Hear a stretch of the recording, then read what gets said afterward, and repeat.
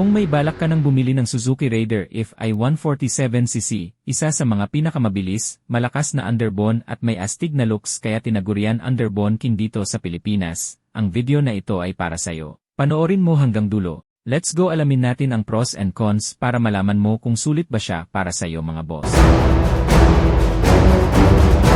Unang-una ang makina Raider FI.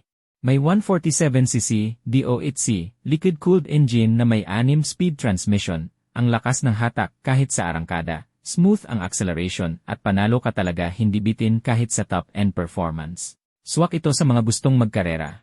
Kung Raider FI user ka, paki-comment po ng underbone king mga boss. Napaka-agresibong design ng Raider FI, manipis pero sporty ang looks.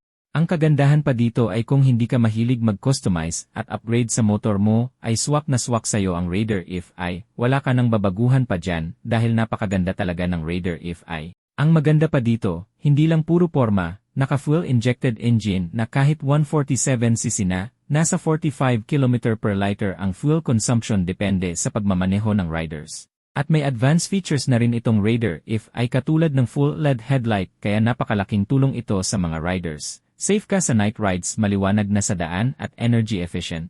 Naka-digital panel na rin ito, kumpleto ang impormasyon na makikita mo habang nagra-ride, kasama na ang fuel gauge at speedometer. Pero syempre, walang perfect na motor, kaya ito naman ang mga disadvantages Raider FI 150. Limitado ang fuel tank capacity 4 liters lang, kaya madalas kang mag-refuel at nakakaabala ito, lalo na sa long rides, dapat ginawa na lang ng 6 liters ang fuel tank capacity nito.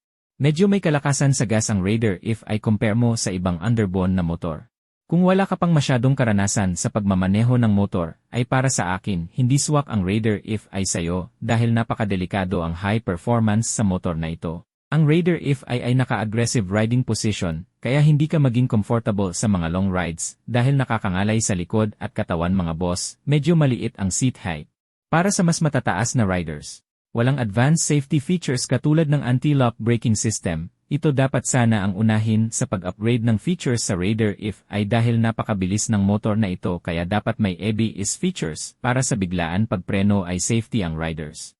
Kung hanap mo ay motor na malakas, mabilis, at may matibay na makina, sulit ang Suzuki Raider FI 150 para sa'yo. Pero kung gusto mo ng mas malaking fuel tank, mas matipid sa gas at mas advanced na safety features katulad ng anti-lock braking system, maaaring kailangan mong maghanap ng iba. Kung nagustuhan mo ang ganitong review ay paki-follow, like and subscribe sa Jimboy Moto Facebook page at YouTube.